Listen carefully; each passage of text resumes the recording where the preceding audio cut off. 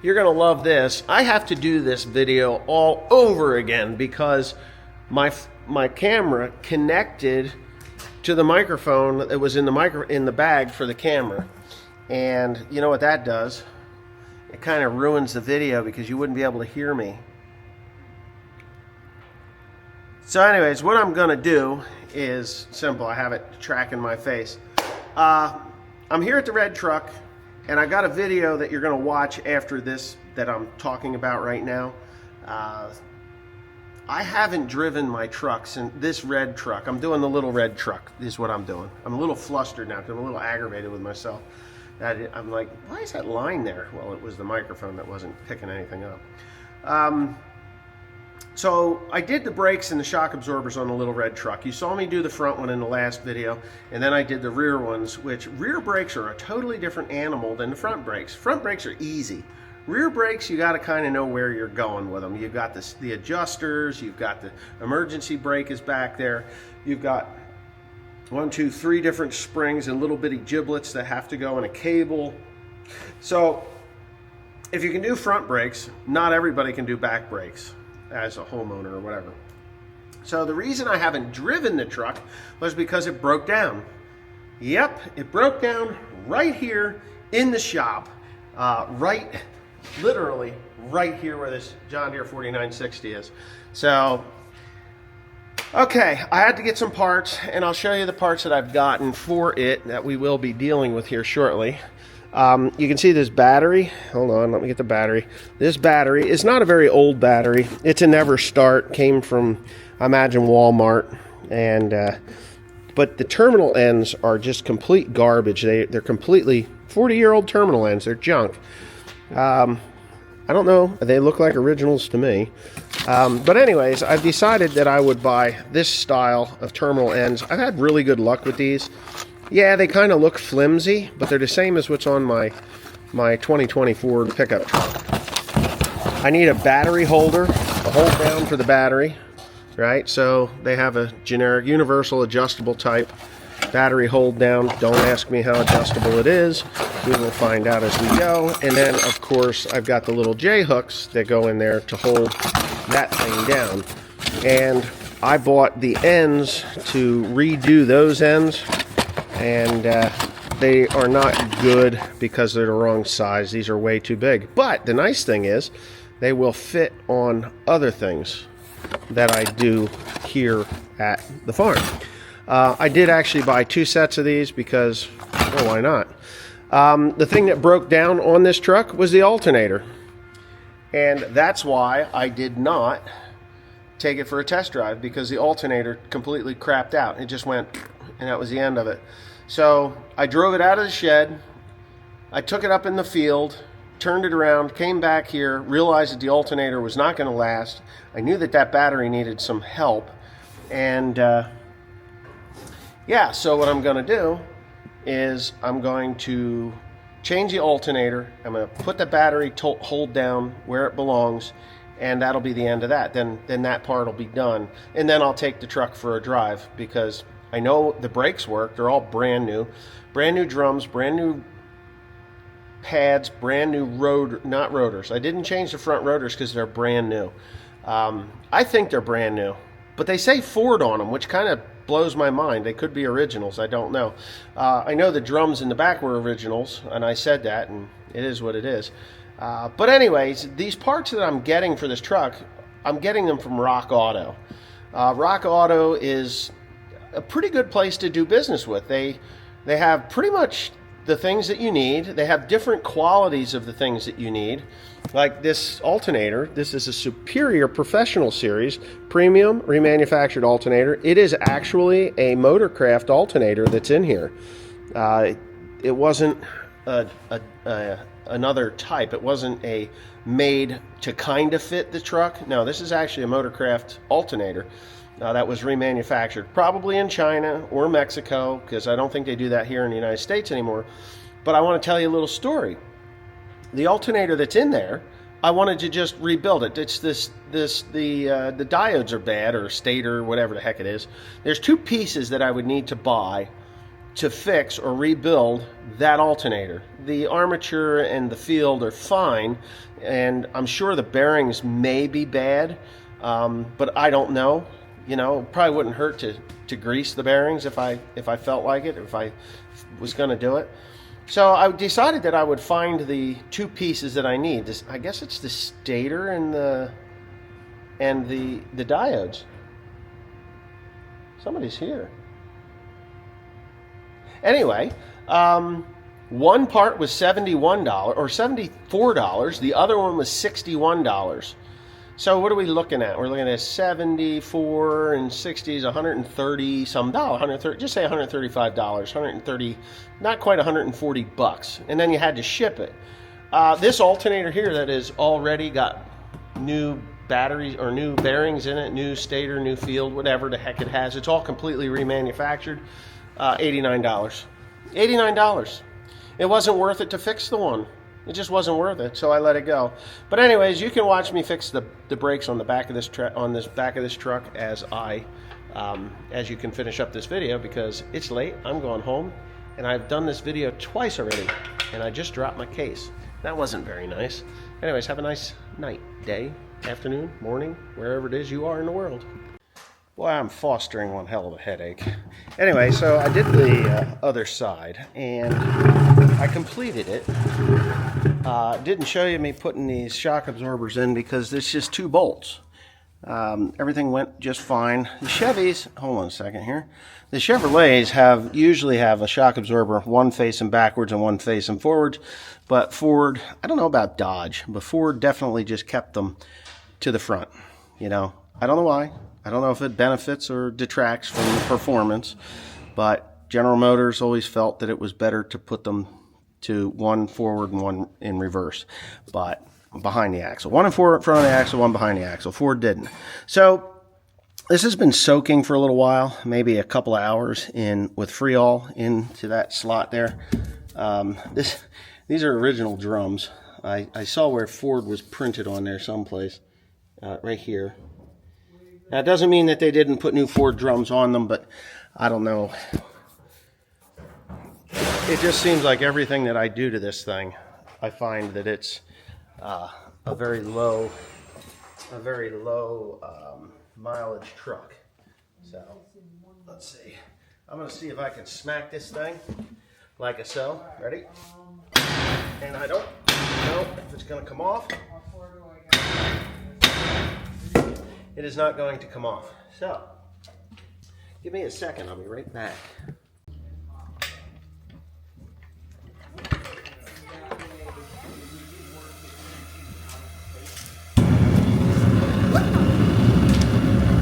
That's how you do it. Why are you setting things on fire? Well, sometimes you got to use a little heat to get them off.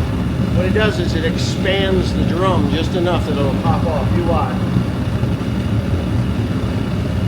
When it gets good and hot, you'll see.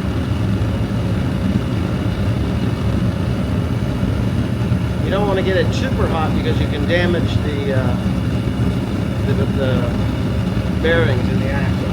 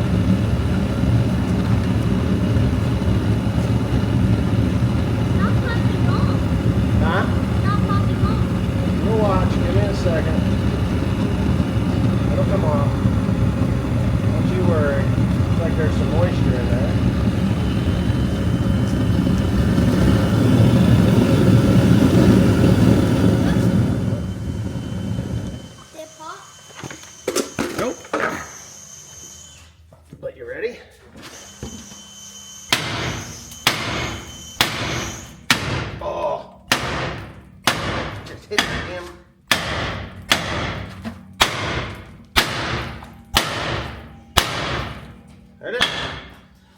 Came off. Dad, What? would you like to do that? The smoke at your name? No. It's not cold. Watch out, I gotta finish hitting this thing off there. It went back on. There it is. I wish I had a good pair of gloves.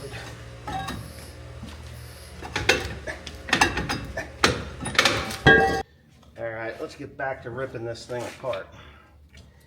Back to ripping it apart. So, you kind of want to be careful with what you're doing here because there may be parts that you have to reuse, like this cable. This little cable, that is to take up the slack in your well, the slack adjuster. Now, kind of got to be careful with that. Let's go to that side. What I like to do when I'm taking these apart is the ones that go to the back shoe stay to the left, one that go to the front shoe go to the right. That way you can't screw them up, and you know, it's easier when you go to put it back together. The other thing is, take a picture. A picture's worth 1,000 words, right? Take pictures. If you're not sure what you're doing, you can figure it out in a picture. And I did that.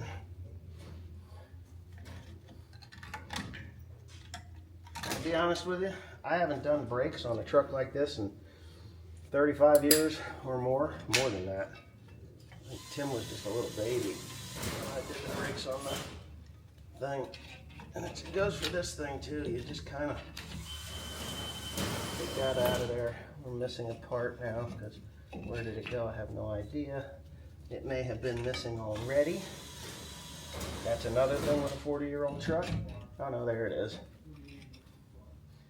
And these brakes really don't have much use on them. The other crazy thing is this crush clip. We'll call it a crush clip because you slide it on there and you got to crush it. So they're a pain in the ass, right? They're really a pain in the ass. What you got to do is you got to be able to get that on there. Okay. There it is. There's a little flat washer, spring washer that goes in there. What a nightmare. This little horseshoe looking thing, that's a fight. So what that does is that's what actually causes your brakes to adjust. If you don't have that, your brakes don't adjust. I'm going to take you up top here and show you what I'm going to do. It's not going to be a terrible thing, but it's just going to be a thing, right?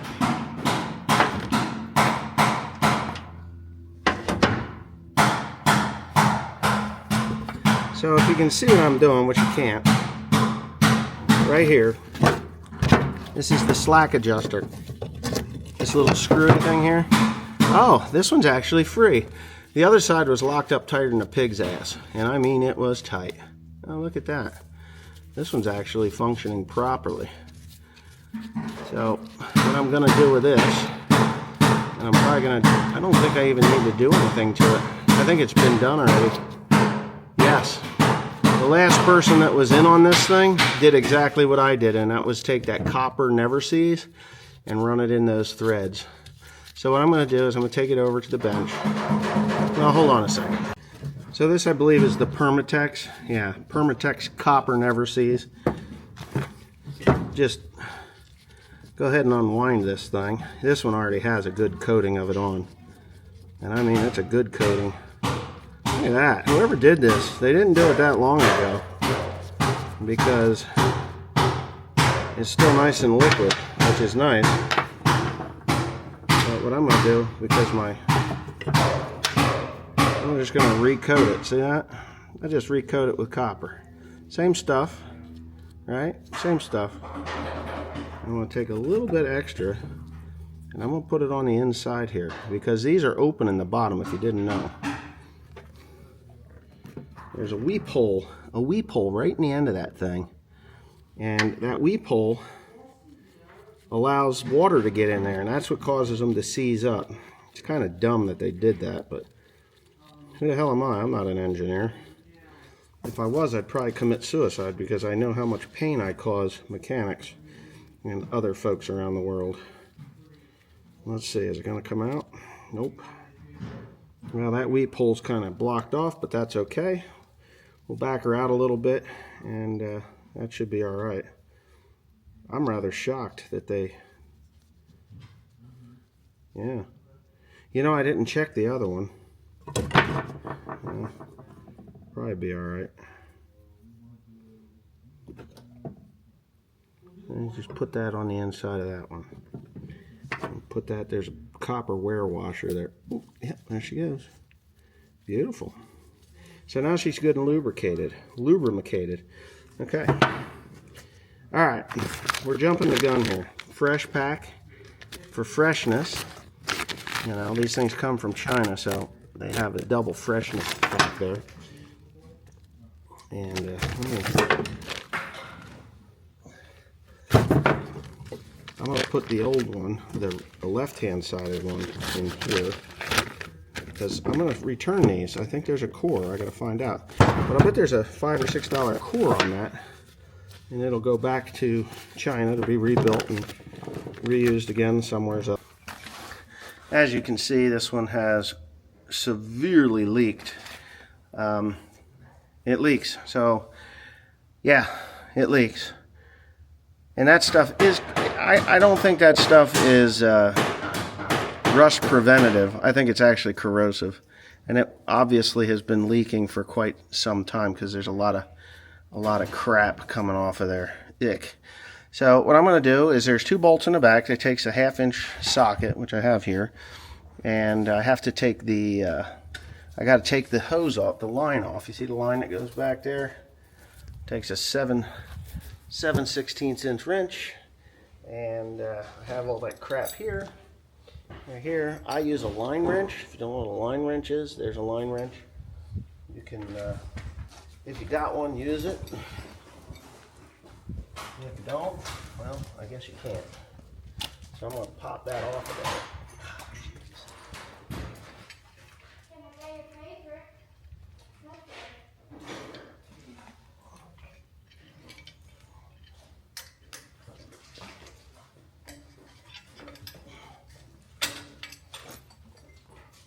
And that's it. So I broke it free with a line wrench, and then for ease of operation, I just use a regular one.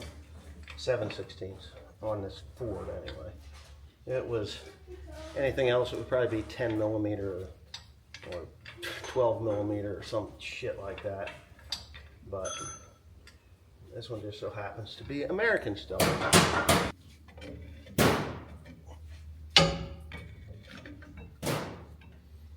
There it is. Popped out.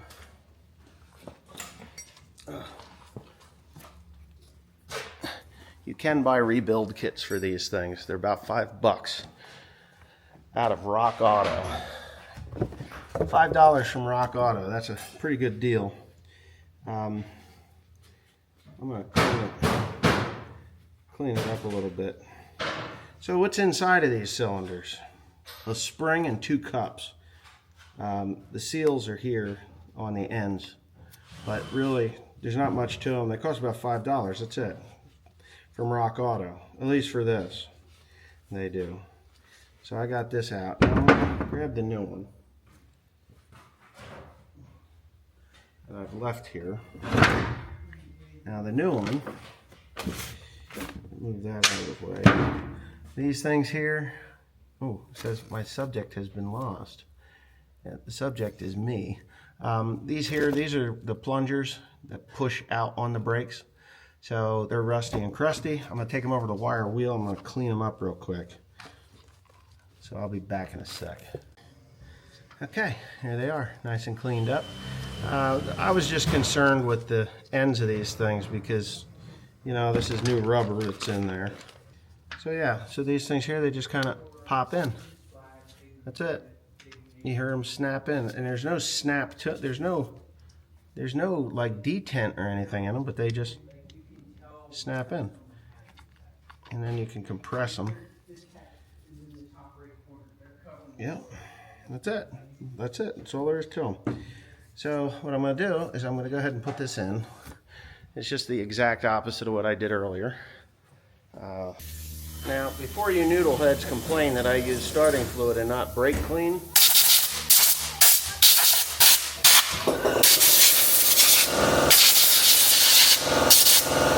there's a reason for that.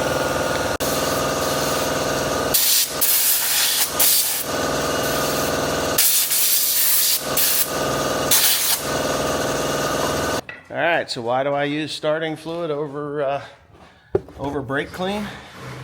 Brake clean don't work no more. That's just a fact. Brake clean was never good with. Okay, back to the starting fluid. Brake clean doesn't work anymore. Hasn't for a long time. Just hasn't. They changed it to a different type of cleaner, low viscosity or some damn thing. And when they did that, We could do this now, that because Aunt Beth is not here. oh, well, you tell Tim, he'll do it.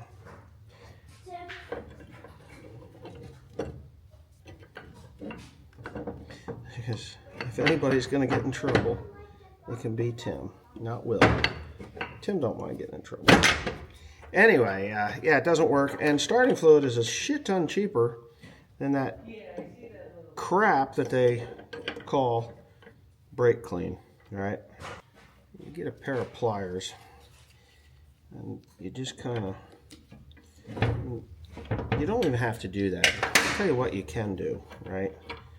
So you move that and you kind of, I don't know if you can see here, I got to show you what I'm doing so you understand.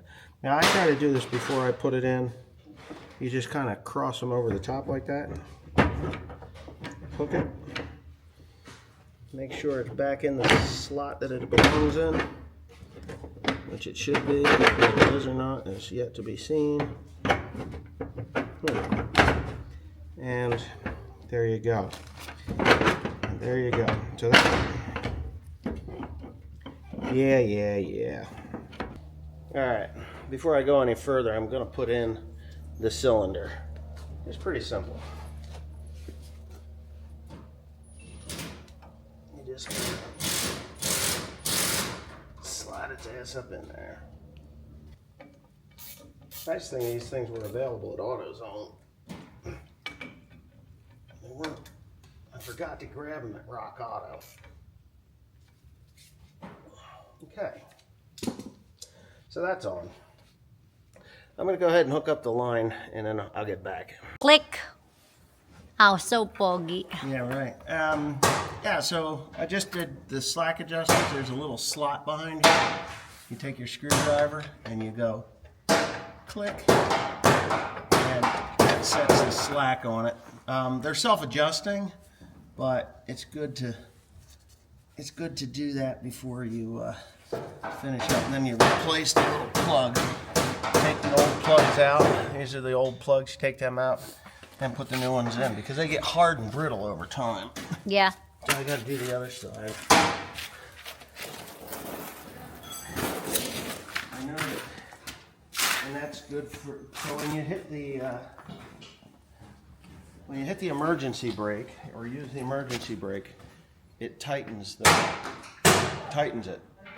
And that cable that was in there, that's what sets the slack adjuster. Oh, okay. So it's very important that you get the slack adjuster free. Oh yeah, see that? Now that is just too loose. I want to do that light. All right. And then you just take your screwdriver, stick it through the slot. Where's the slot you're talking about? Slot's in the back here. See the slot? And you can see inside, here, let me see. You can see inside there, there's a little gear. I don't know if you could see it. Yeah, you can just see a hint of the gear. And here, hold this. And then you take the screwdriver, you stick it in there. Now listen. Hear that? Mm-hmm.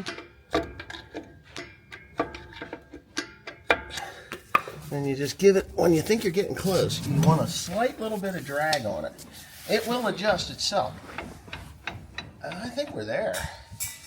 You can give it one more click and then, oh yeah, now I can feel it. Kind of an acquired feel.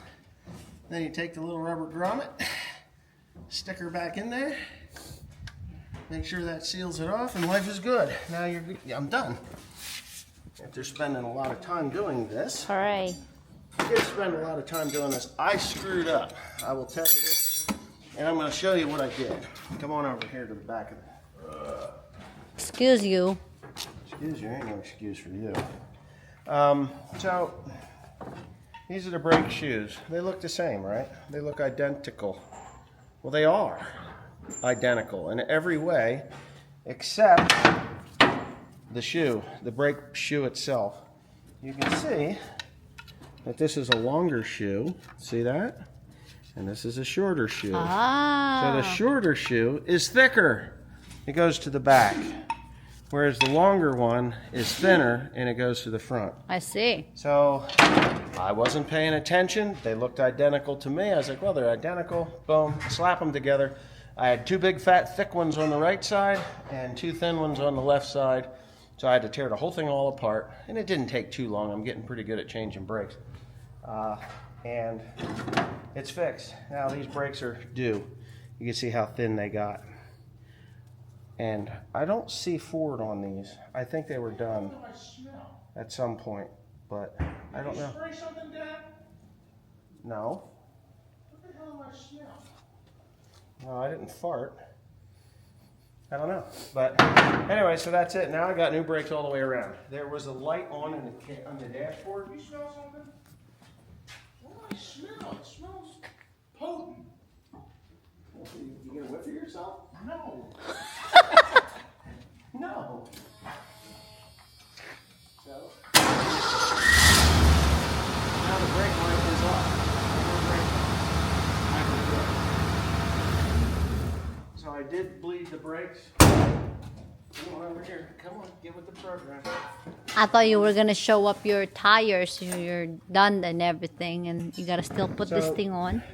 This reservoir is for the front brakes. It's much Only larger. a front? And this reservoir, the smaller one, is for the rear Ah, brakes. there's 2 in there, like half and There's 2 half. reservoirs. Yep. And I was just about out in the front reservoir.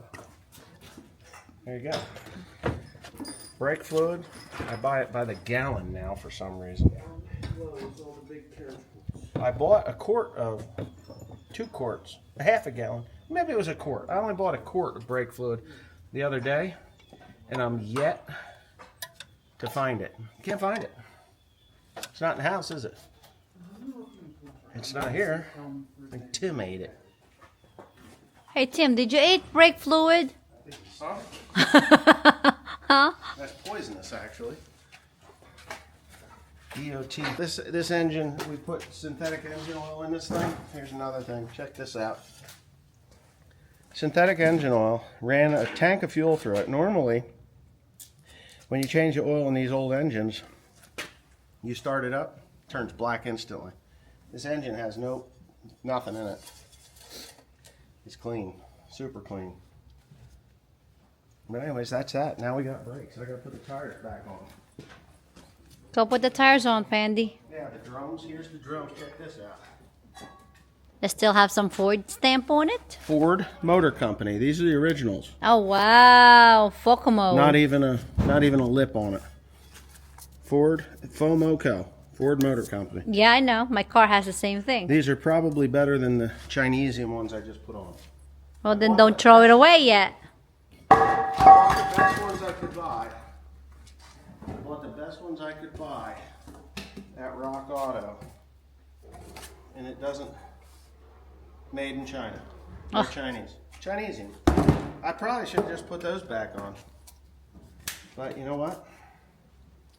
Just can't do it, you know? It's just like...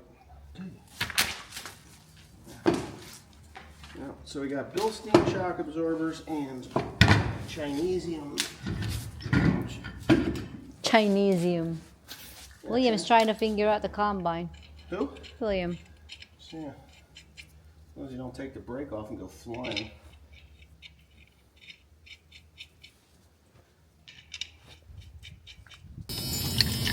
Always got to check that.